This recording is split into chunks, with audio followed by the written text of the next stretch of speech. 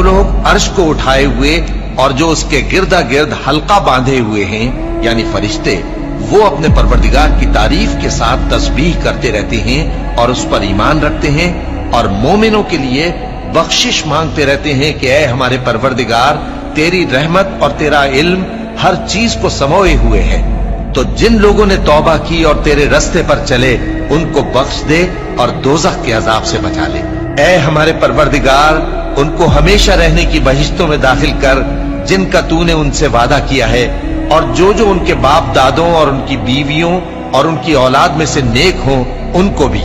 बेशक तू गालिब है, हिकमत वाला है।